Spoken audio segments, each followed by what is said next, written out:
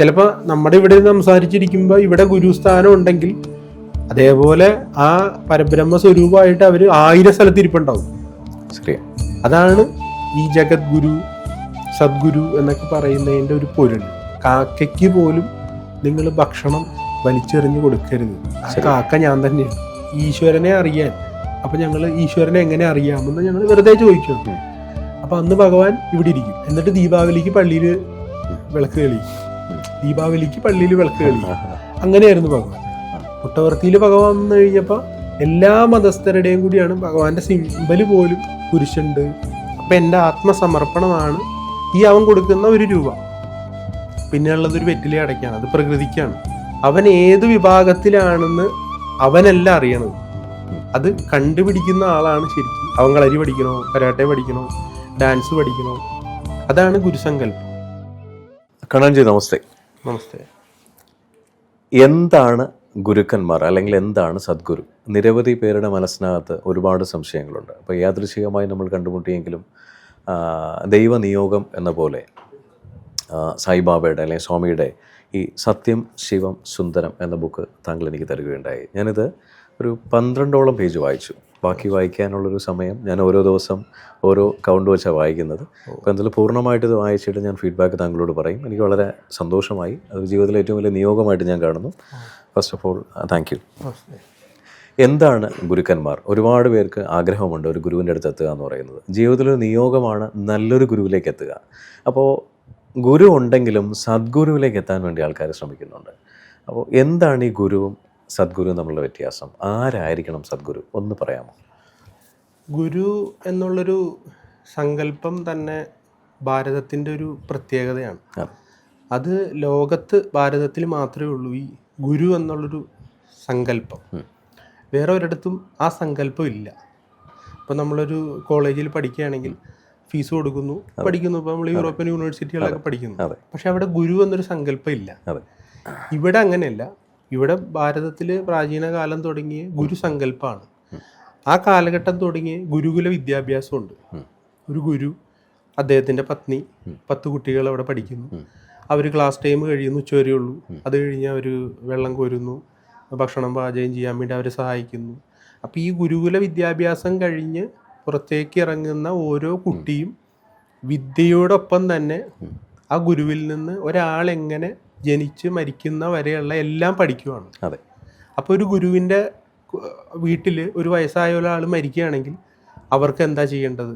അവർക്ക് വിറക് വെട്ടണം, അവരുടെ ചടങ്ങുകൾ എങ്ങനെ ചെയ്യണം. അപ്പോൾ ഈ ഗുരുകുല വിദ്യാഭ്യാസം കഴിഞ്ഞ് ആ കുട്ടി ഇറങ്ങുമ്പോൾ തന്നെ അവൻ ഒരു ഉത്തമ മനുഷ്യനായിട്ടാണ് ഇറങ്ങണത്. പക്ഷേ നമ്മുടെ ഇവിടെ ബ്രിട്ടീഷുകാർ വന്നു, അങ്ങനെ പലരും ഭരിച്ചു. അപ്പോൾ അവരുടെ സംസ്കാരം നമ്മുടെ ഇവിടെ വന്നതോടുകൂടി ഈ ഗുരുകുലം എന്ന് പറഞ്ഞാൽ ഗുരുവിൻ്റെ കൂടെ നിന്ന് അതൊരു പ്രശ്നമാണ് എന്നുള്ളൊരു മിത്ത് പോലെ നമ്മളിൽ വന്നു. അപ്പം നമുക്കത് മാറി. പിന്നെ ഒരു ഹോസ്റ്റലിൽ പിള്ളേർ നിന്ന് പഠിക്കണമെന്ന്. അപ്പം ഗുരു എന്ന് പറയുമ്പോൾ എല്ലാം പഠിപ്പിക്കുന്നതാണ്. 10 കുട്ടികളുണ്ടെങ്കിൽ അതിൽ പാട്ട് പാടുന്നൊരു കുട്ടി ഉണ്ടാവും, അല്ലെങ്കിൽ ഡാൻസ് ചെയ്യുന്നൊരു കുട്ടി ഉണ്ടാവും. അവൻ്റെ കഴിവിനെ പുറത്തേക്ക് എടുക്കുന്ന ഒരാളാണ് ഗുരു. ഇപ്പം നമ്മൾ 10 പേരുണ്ട്. ആ 10 പേരിൽ അവൻ ഏത് വിഭാഗത്തിലാണെന്ന് അവനല്ല അറിയണത്. അത് കണ്ടുപിടിക്കുന്ന ആളാണ് ശരിക്കും. അവൻ കളരി പഠിക്കണോ, കരാട്ടെ പഠിക്കണോ, ഡാൻസ് പഠിക്കണോ, അതാണ് ഗുരുസങ്കല്പം. പിന്നെ നമ്മൾ ആദ്യമായിട്ട് ഭാരതീയ ഇതനുസരിച്ച് നമ്മൾ എഴുത്തിനിരുത്തുമ്പോൾ പോലും നമ്മുടെ നാക്കിൽ എഴുതുന്ന ആൾ തുടങ്ങി നമ്മുടെ ഗുരുവാണ്. 1ാം ക്ലാസ്സിൽ പഠിപ്പിക്കുന്ന സാറും ഗുരുവാണ്. PhDക്ക് ചെയ്യുന്ന പ്രൊഫസറും ഗുരുവാണ്. അറിവ് പകർന്നു തരുന്ന എല്ലാവരും ഗുരുക്കന്മാരാണ്. അപ്പോൾ ഡാൻസ് പഠിപ്പിക്കുന്നു, കളരി പഠിപ്പിക്കുന്നു, നമ്മൾ ദക്ഷിണ കൊടുത്തിട്ട് ചെയ്യുന്നു. അപ്പം ഈ ദക്ഷിണ പോലും ഇവൻ്റെ ആത്മസമർപ്പണമാണ് ദക്ഷിണ. ശരിയാണ്. പക്ഷെ കാലാകാലങ്ങളിൽ വന്ന്, അല്ലെങ്കിൽ ദൈവമില്ല, യുക്തിവാദികൾ വന്നു, അങ്ങനെ ഒരുപാട് ജനത പുതിയതായിട്ട് വന്നപ്പോൾ അവർ പറയുകയാണ് ദക്ഷിണ. എന്തിനാണ് ആ ദക്ഷിണ? അത് 1 രൂപയോ 1 ലക്ഷമോ 1 കോടിയോ എന്നുള്ളതല്ല. അവൻ ആ ഗുരുവിന് സമർപ്പിക്കുന്ന സമർപ്പണമാണ്. അതായത് ഗുരുവിൻ്റെ അറിവ് ശിഷ്യന് പകർന്ന് നൽകി കഴിയുമ്പോൾ ശിഷ്യനിൽ എനിക്ക് ഗുരുവിന് എന്ത് കൊടുക്കാം? അപ്പം എൻ്റെ ആത്മസമർപ്പണമാണ് ഈ അവൻ കൊടുക്കുന്ന 1 രൂപ. പിന്നെയുള്ളതൊരു വെറ്റിലെ അടയ്ക്കാണ്. അത് പ്രകൃതിക്കാണ്. അത് നമ്മൾ തെങ്ങിൻ്റെ ചോട്ടിലോ അല്ലെങ്കിൽ ചെടിയുടെ ചോട്ടിലിടും. അതാണ് ഈ ഗുരുദക്ഷിണ. അപ്പം ഗുരു പരമ്പരകളിൽ നിന്നാണ് നമ്മൾ പണ്ടെല്ലാം സ്വായത്തമാക്കിയിരുന്നത്. പക്ഷേ ആ സംസ്കാരത്തെ ഒരു സൈഡ് വെച്ച് ഇവർ കട്ട് ചെയ്തു.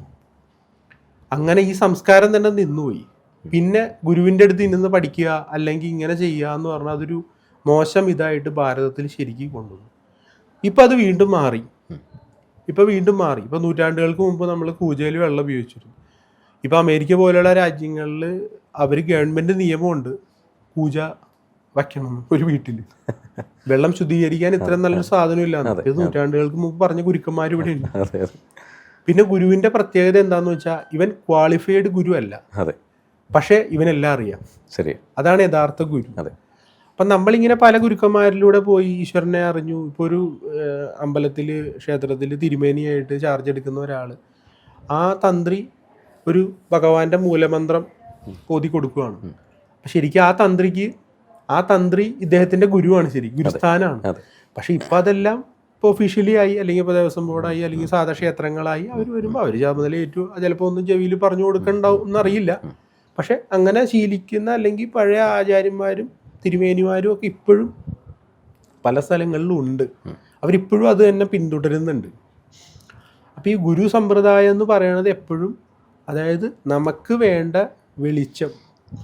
അതുകൊണ്ടാണ് ഇന്നും നമ്മളൊരു കട ഉദ്ഘാടനം നടത്തുകയാണെങ്കിലും, തുണിക്കടയാണെങ്കിലും, ഒരു ഫോട്ടോസ്റ്റാറ്റ് കടയാണെങ്കിലും ഇപ്പോഴും വിളക്ക് കത്തിച്ച്, നമ്മളെന്തിനാ വിളക്ക് കത്തിക്കണേ?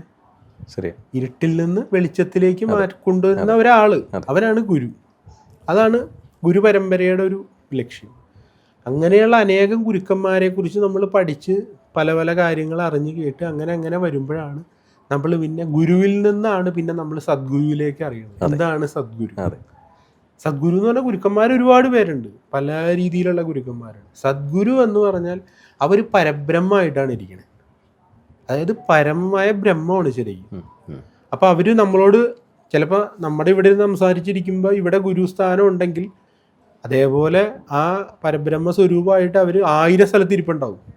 ശരി, അതാണ് ഈ ജഗദ്ഗുരു സദ്ഗുരു എന്നൊക്കെ പറയുന്നതിൻ്റെ ഒരു പൊരുൾ. അപ്പോൾ ആളുകൾ ചോദിക്കും, എന്തിനാണ് സദ്ഗുരുവിനെ നമ്മൾ കാണുന്നത്, അല്ലെങ്കിൽ മഹാഗുരുക്കന്മാർ. ഇപ്പോൾ മഹാഗുരുവായ ഷിർദി ബാബ മഹാദേവനായിട്ട് പൂർണ്ണ രൂപത്തിൽ ആദ്യം ഷിർദിയിലാണ് ഭഗവാൻ അവതാരം എടുത്തത്. അന്ന് ഷിർദിയിൽ ഭഗവാൻ വരുമ്പോൾ ഭഗവാന് 16 വയസ്സേ ഉള്ളൂ. ഒരു വേപ്പ് മരച്ചോട്ടിൽ ഭഗവാൻ ഇങ്ങനെ ഇരിക്കുകയാണ്. കുറച്ചു കാലമൊക്കെ ഇരുന്നു, അങ്ങനെ ഇരുന്നു. അപ്പോൾ അവിടെ ആ ക്ഷേത്രത്തിനടുത്ത് ഒരു സ്ഥലത്ത് ഈ വെളിച്ചപ്പാട് നമ്മുടെ തുള്ളുന്ന പോലെ പൂജ സമയത്ത് ഈ പയ്യൻ ഇങ്ങനെ ഇരിക്കുന്നുണ്ട്. അപ്പോൾ എന്തോ ഒരു അത്ഭുത ബാലെന്ന് പലർക്കും തോന്നിയിട്ട് ആ വെളിച്ചപ്പാടിനോട് ചോദിക്കുകയാണ് ഇവർ. ഇത് അവിടെയുള്ള നാട്ടുകാർ ചോദിക്കുകയാണ്, അവിടെ ഒരു ബാലൻ ഇങ്ങനെ ഇരിപ്പുണ്ടല്ലോ, ഇയാൾ ആരാണ്? അപ്പോൾ വെളിച്ചപ്പാട് ഇപ്പോൾ അവിടെ ഇങ്ങനെ ഖണ്ഡോബ ക്ഷേത്രത്തിൽ അപ്പോൾ ആ വെളിച്ചപ്പാട് ഒരു സ്ഥലം കാണിച്ചു കൊടുക്കുകയാണ്.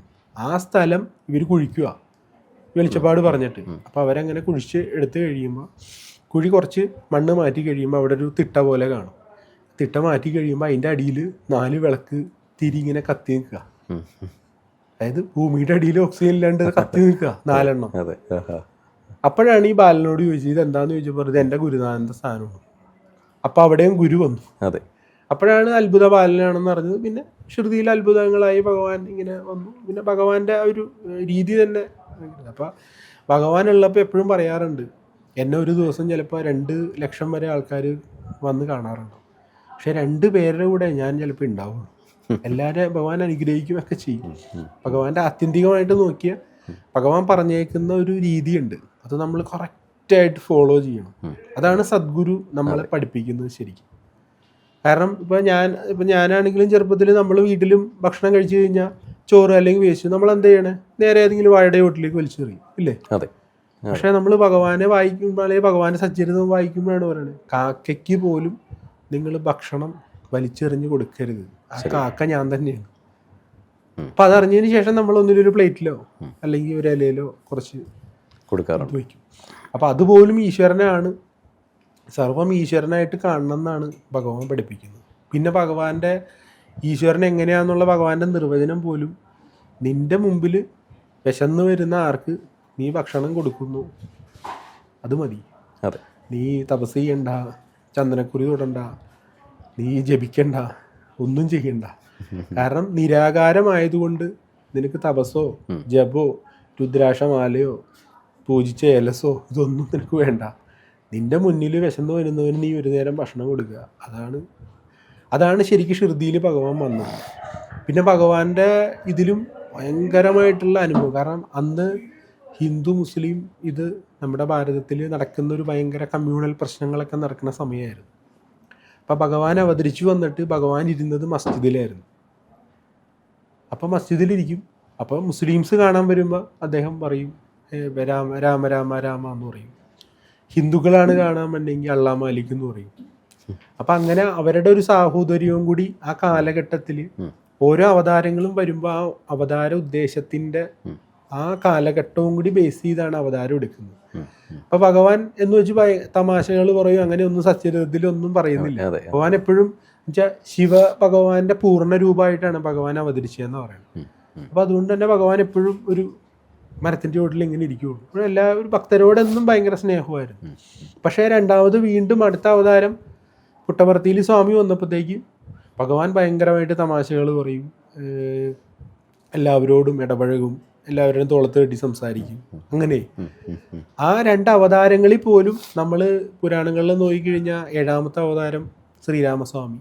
നമ്മൾ പുരാണങ്ങളിലൊന്നും ശ്രീരാമസ്വാമിയോട് ആരും തമാശ പറയണേ ഇല്ല, നമ്മൾ പുരാണത്തിൽ കേട്ടിട്ടില്ല. പക്ഷെ 9ാമത്തെ അവതാരം ശ്രീകൃഷ്ണാവതാരം വന്നപ്പോൾ ഗോപികമാരാണെങ്കിലും നടന്നു പോകുന്ന വഴിക്കും എല്ലാവരും കൃഷ്ണ കൃഷ്ണ തന്നെ. ആ വ്യത്യാസം ശരിക്കും ഈ അവതാരങ്ങളിലും എനിക്ക് ഭഗവാനായിട്ട് ഇങ്ങനെ ഈ പുസ്തകം വായിച്ചതിലും ഭഗവാന്റെ അടുത്ത് പോയും പല ഇങ്ങനെ അമ്പലത്തിൽ പൂജ ചെയ്തപ്പോഴൊക്കെ എനിക്ക് ഫീൽ ചെയ്തതാണ്. രണ്ട് സ്ഥലത്തും ആ വ്യത്യാസമുണ്ട്. നമ്മൾ ഷിർദി ചെന്ന് കഴിഞ്ഞാൽ നമ്മൾ ശബരിമലയിൽ പോയിട്ട് ശരണം വിളിക്കണമാണ്, അരകര മഹാദേവ് എന്ന് വിളിക്കണ പോലെ തന്നെ ശ്രീ ബാബാജിക്ക് ജയ് ബാബാജിക്ക് എന്ന് പറഞ്ഞാൽ എല്ലാവരും ഇങ്ങനെ നമ്മൾ ശരണം വിളിക്കണ പോലെ തന്നെ വിളിച്ച് ഭയങ്കര ലഹറിലാണ് ഭഗവാനെ കാണുന്നതും മുമ്പിൽ നിൽക്കുന്നതും ദർശനത്തിൽ പോകുന്നത്. അവിടെ ലേഡീസിന് ക്യൂ, ജെൻസിന് ക്യൂ, അങ്ങനെയൊന്നുമില്ല. എല്ലാവരും മിക്സറായിട്ട് ഭയങ്കര ബഹളത്തോടെ പുറത്തേക്ക്. ഇത് തന്നെ രാത്രി ഇത് ചെയ്യണമെങ്കിലും പൽക്കി ഘോഷയാത്ര നടത്തണമെങ്കിൽ എന്തിലും ബഹളമായോണ്ട്. ഇതേ അവതാരം നമ്മൾ പുട്ടപർത്തിയിൽ ചെന്ന് കഴിഞ്ഞാൽ പ്രശാന്തിയിലെത്തി ചെന്നാൽ നമ്മൾ കാലെടുത്ത് അകത്തേക്ക് വയ്ക്കുമ്പോൾ തുടങ്ങി ആ 15,000 പേരിക്കുന്ന ഓഡിറ്റോറിയത്തിൽ ഒരു പിന്ന് വീണ സൗണ്ട് അറിയാൻ പറ്റും.